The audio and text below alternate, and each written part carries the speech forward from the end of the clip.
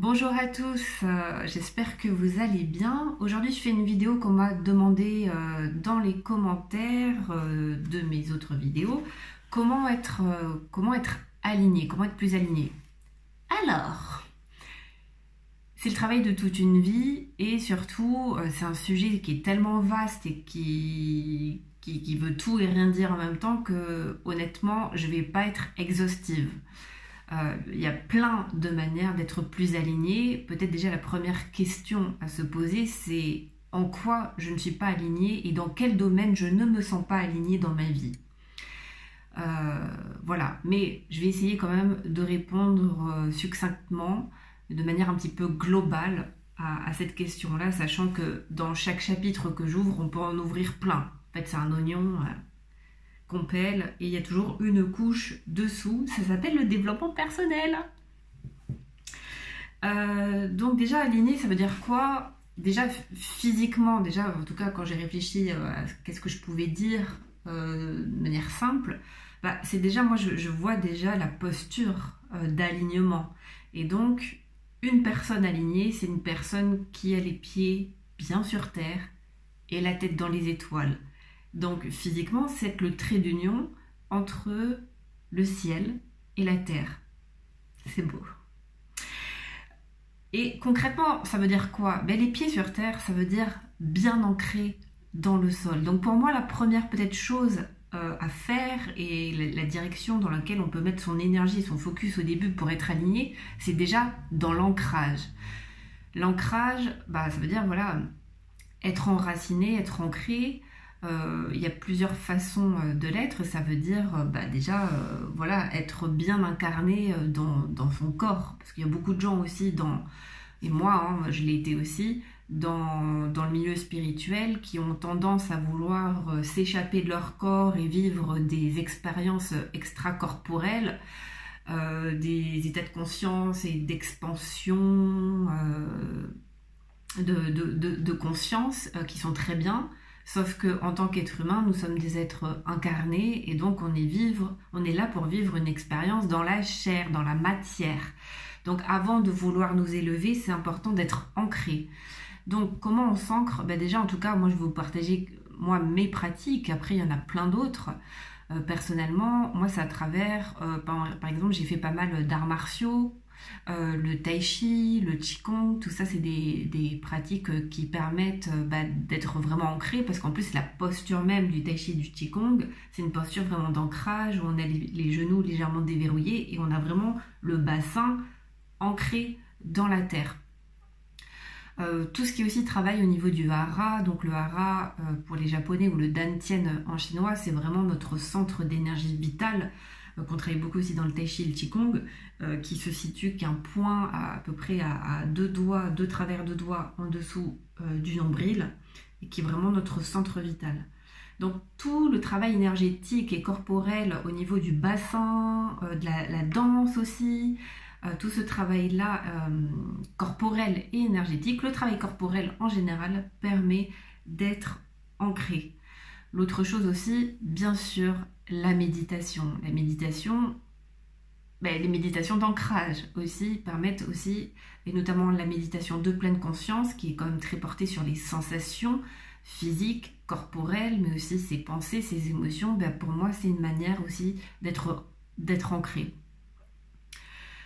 Donc ça, c'est pour comment être ancré à la terre. Ensuite, pour moi, comme je disais, c'est le trait d'union entre le ciel et la terre. Et les personnes qui, à mon sens, sont que dans le côté terrestre et matériel, pour moi, il manque une dimension et on ne peut pas être aligné. Et de mon point de vue, par rapport à ma définition de l'alignement. Et du coup, comment on se relie au ciel? Déjà, peut-être par rapport à certaines pratiques aussi de méditation qui nous permettent d'avoir des expansions de conscience, de se relier à plus grand que soi. Et ça peut être aussi tout simplement à travers la prière. Et donc en se reliant, je veux dire, peu importe vos croyances, mais à plus grand que vous, donc la vie, l'univers, Dieu, mais aussi à des guides, à des anges, à des entités de lumière, et de ressentir cette connexion donc par votre chakra couronne, vraiment d'ouvrir en fait cette connexion au grand tout en fait. Donc c'est quelque chose aussi qui vous permettre du coup de travailler les deux polarités, le yin, le yang, le ciel et la terre, pour déjà être aligné physiquement et énergétiquement. Ensuite, l'autre chose aussi pour moi pour être aligné, c'est déjà vivre en cohérence avec ses valeurs. En fait, souvent quand on ne se sent pas aligné aussi dans sa vie, en général, c'est parce qu'on se sent un petit peu à côté de ses pompes, à côté de soi-même. Et pourquoi ? Parce que on ne vit pas en cohérence avec nos valeurs. Donc le deuxième ou troisième, je ne sais pas combien j'en suis, l'autre point, pour être aligné, et ce que je fais beaucoup moi en coaching, c'est d'aider les gens à clarifier leurs valeurs, c'est-à-dire qu'est-ce qui est important pour vous dans la vie, qu'est-ce qui est non négociable dans la vie en général pour vous, et de quelle manière vous pouvez nourrir vos valeurs au quotidien. Donc ça c'est l'autre point, vivre en cohérence avec vos valeurs, donc déjà les identifier, et puis ensuite vous demander de quelle manière je pourrais davantage vivre en cohérence avec mes valeurs. Et puis l'autre point aussi que j'avais envie, l'autre axe, peut-être le troisième pilier que j'ai envie d'aborder, c'est aussi la gestion des émotions.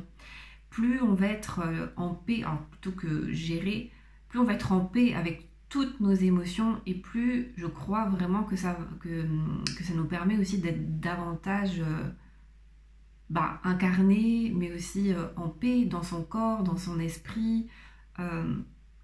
Et pour ça, en fait, c'est de faire la paix avec ses émotions et de travailler sur ces émotions, notamment en les accueillant. C'est-à-dire que arrêter de faire la cocotte minute, arrêter de croire qu'il y a des émotions qui sont négatives. En fait, elles ont tout un message à nous faire passer. Si la colère, la tristesse, la jalousie, la peur toque à votre porte, c'est parce qu'elle a un besoin, elle a besoin d'être entendue, elle a besoin de s'exprimer, elle a un message à faire passer. Et donc, ça c'est un gros travail aussi que je fais en coaching, c'est vraiment tout ce qui est apprivoisement et accueil des émotions, pour aller au fond des émotions, vraiment aller s'écouter et voir qu'est-ce que cette colère veut me dire, ou de quelle manière elle a besoin d'être entendue, et de quelle manière elle a besoin aussi de s'exprimer, qu'est-ce qu'elle a à me dire. Voilà, donc c'était des petites clés, quand même chaque chapitre vous pouvez passer des années dessus, mais en tout cas voilà, des axes de travail, de réflexion pour pouvoir être davantage aligné avec vous-même. J'espère que cette vidéo vous sera utile. Si vous pensez qu'elle peut aider d'autres personnes, pensez à la partager et à vous abonner à ma chaîne YouTube Les Guerriers Pacifiques pour recevoir d'autres vidéos toutes les semaines. Gros bisous!